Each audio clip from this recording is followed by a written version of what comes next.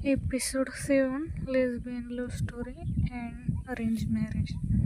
तर मागील भागात आपण पाहिलं होतं की वीरा जेव्हा रूममध्ये आली तेव्हा अनुने तिला म्हणजे किती जास्त छोट्याशा कारणावरून एवढं सगळं मी तिला बोलत होते आणि अनुला मी कल्पनाच करू शकत नव्हते की ती जे बोलते ना ते वीराला किती मनाला लागले. आणि आता ती नवीन लग्न झालेलं आहे त्यांचं, तर वीरा आता मी तिच्या मागं नाही फिरणार तर मग काय शेजारच्या मागं फिरणार का. तर वीराला मी बरंच काय तिच्याबरोबर बोलायचं होतं, पण अनु तिला मी वेळच देत नव्हते. तिच्या जवळ गेलं की ती काय ना काय कारण सांगून मी लांबच पळत होते. वीराला जवळच येऊन देत नव्हतं. त्यामुळं वीराची पण खूप चिडचिड होत होती. पण आता तिला सध्या काय बोलण्यात अर्थ नाही, त्यामुळं वीराला पण खूपच जास्त राग आला होता. त्याच्यामुळं वीरा पण काही न बोलता रूमच्या बाहेर निघून जाते. थोडा वेळ तिला डोकं शांत करायचं होतं, त्याच्यामुळे ती जाऊन गुरांच्या गोठ्यामध्ये जाऊन बसते.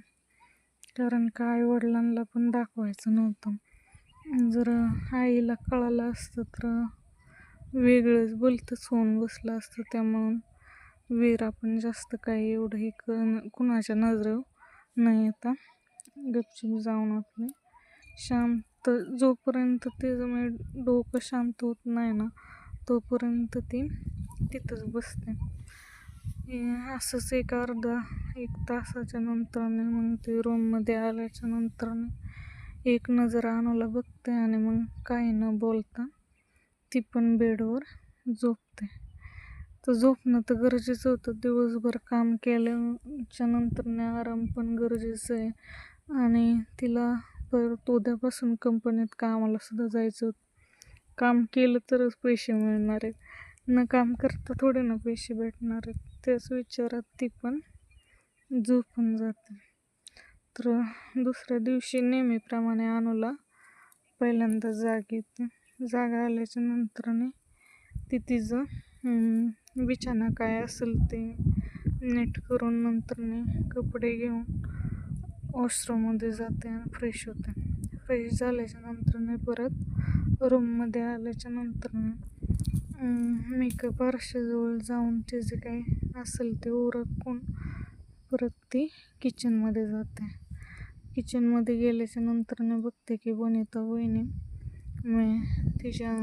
त्यांच्या नवऱ्यासाठी डबा बनवत होता. तर अनु पण जाऊन त्यांना मदत करते.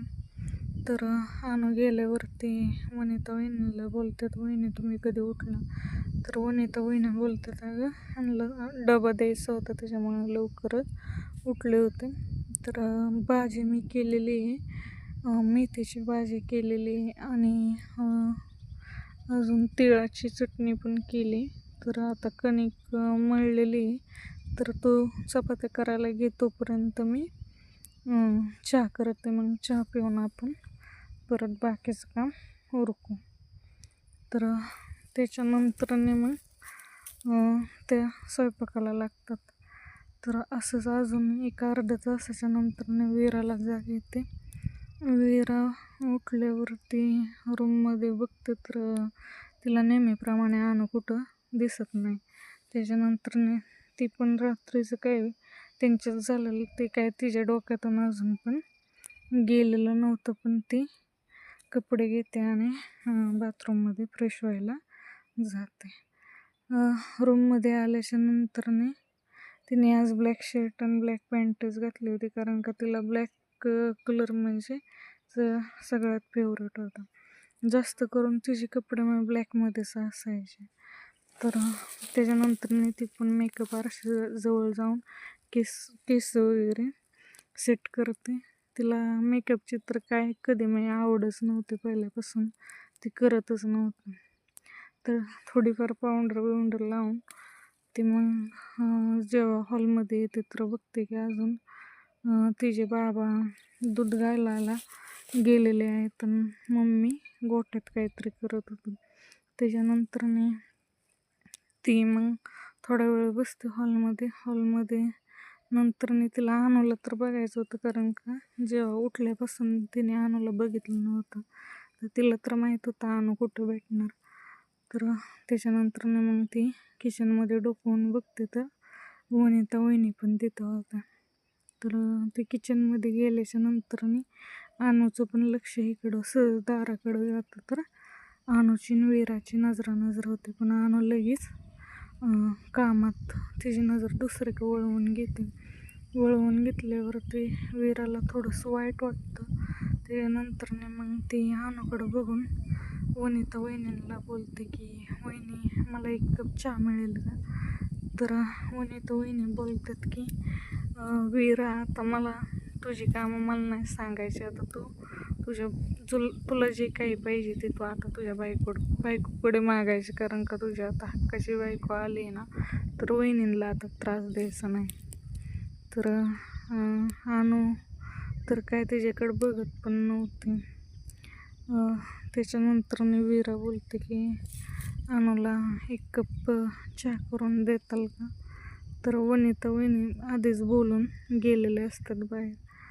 तर अनु बोलते की तुम्हाला येत नाही का चहा करायला? तुमची सगळी कामं मीच केली पाहिजे असं आहे का? तर इकडं तर वीराला ऐकून मी शॉकच. अनु तर मी कशी बोलत होती. आता साहजिकची गोष्ट आहे, लग्न झालंय, हक्काची बायको आहे, मग तिच्याकडे मागणार तर कोणाकडे मागणार? तर अनुचं आपलं तर बोलतं वेगळंच चाललं होतं. तर वीराला तर मग खूपच राग येतात. ते अशी बोलली, म्हणायचं नाही करायचं म्हणून, तर डायरेक्टच बोलते की तुम्हाला करता येत नाही का? तर वीरा पण मग रागात किचनमधून बाहेर येते आणि रूममध्ये जाते आणि तिची काय बॅग वगैरे असेल त्याच्यात ते सामान भरते, फाईल वगैरे असेल तर. आणि त्याच्यानंतरने मग परत हॉलमध्ये येते. तर वनिता वहिनी बोलतात की टिफिन घेऊन जा, अनुने पॅक केलेला असेल. तर आता दिवसभर काम करायचं म्हणल्यावर टिफिन तर नेलाच पाहिजे ना. तिला माहीत होतं अनु काय टिफिन देणार नाही. त्याच्यामुळं ती परत तिची तर खूप चिडचिड होत होती. किचनमध्ये आल्यावर परत अनु वीराकडे बघते.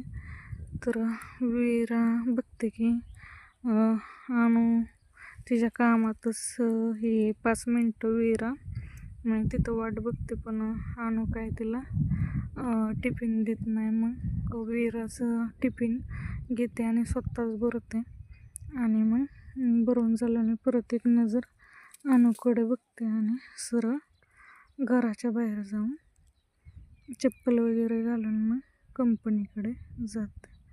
तर मग अनुचं बोलणं एवढं वीराच्या मनाला लागलं होतं ना, शब्दातच सांगता येणार नाही. मग अनुचं वेगळंच चाललं होतं, ते एकाच टोकाला चाललं होतं. ते समजूनसुद्धा घेत नव्हते आणि ऐकूनसुद्धा घेत नव्हते.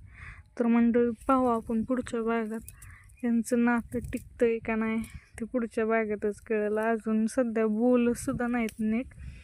बघू कसं होतं ते. आणि सबस्क्राईब करत जा प्लीज, सबस्क्राईब करत जा. सबस्क्राईब केल्यामुळे तुमचं काही जाणार नाही. एका सबस्क्राईबमुळे आमचं किती आम्हाला फरक पडतो ते आम्हाला माहिती आहे. सपोर्ट करत जा. तुम्ही सबस्क्राईब करत नाही, स्टोरी तर आहेत तर तुम्ही पण सबस्क्राईब करत नाही, तर सबस्क्राईब करा, कमेंट करा आणि लाईकसुद्धा पण करा.